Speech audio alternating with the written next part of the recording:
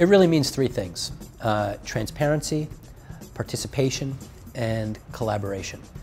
And if you look at it, San Francisco historically has done a pretty good job at those three things, those three principles in a non-digital age.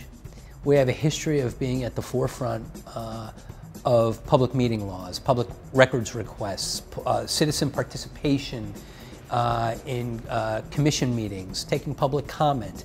And that was all great, and I think very responsive to where San Francisco was in the pre-digital age and before in the pre-new media space.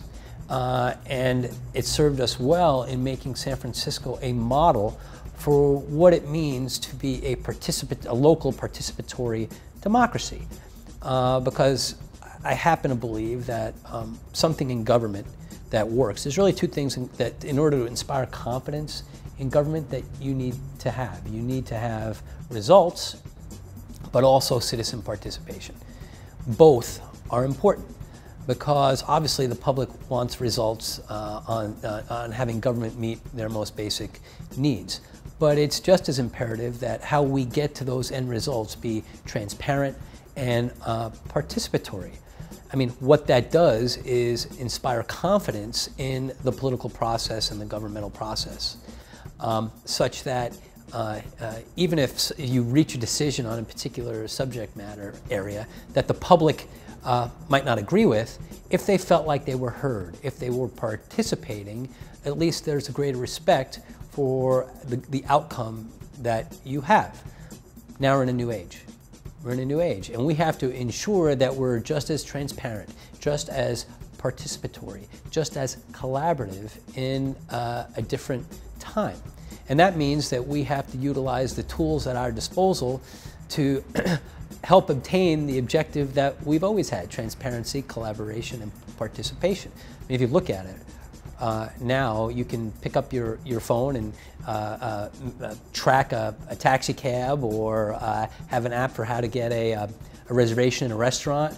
And we're not nearly as good, we haven't been nearly as good in government in adapting to that new age. And it is imperative for us as city leaders to meet that challenge, to make sure that we are ensuring that we have that collaboration, transparency, participation in the new age with the new immediacy that people demand, such that we're engaging real time. We're having online chats. We are reaching out to folks. I mean, you look at what is occurring at other levels of the federal government, and I think they've done a pretty good job at it. We need to adapt that down to live up to the principles that have always governed how the public interacts with government here in San Francisco. And to me, that's what open government means.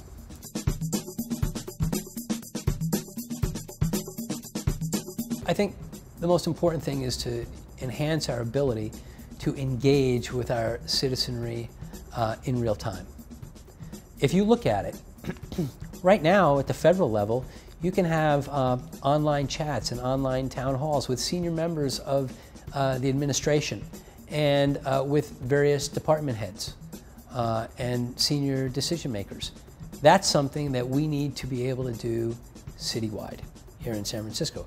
In the location that we are, with the density that we have, with the tools at our disposal, there's absolutely no reason whatsoever why San Francisco government is not a leader in online involvement, real time, online chats, online meetings with senior department heads and officials here in San Francisco should be a hallmark of what our government does. I can give you two examples of something that we've done in the city attorney's office. We have started sort of two online new age media interactions. One is the San Francisco Fire app, which allows folks that sign up for an app on their smartphone to hook into the fire department. So in the event that someone is having a heart attack in a particular area, they will receive notification. And if they happen to have the right CPR training and they're in the vicinity, they might be able to get there a few minutes earlier than first responders and maybe save a life. That's a great thing. It's showing how you can use the power of new age media to make a difference in people's lives, being collaborative with government. Another thing that we have is called Let's Do It, Let's Do It.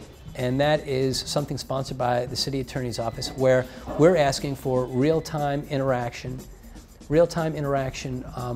with folks on their smartphones to alert us and others in city government with respect to trash removal and graffiti abatement. So we are notified real time that there's a particular problem in a neighborhood, and San Francisco government can respond to deal with the problem.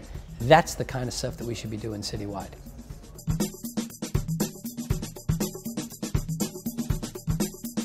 The most important thing that we can do is both symbolic and real, and that is to create a new media office in the office of the mayor to help coordinate. Symbolically it's important because it sends a message to individuals and to the citizenry at large that new media is important and that it matters, and that there is going to be a place where they can interact with those in city government.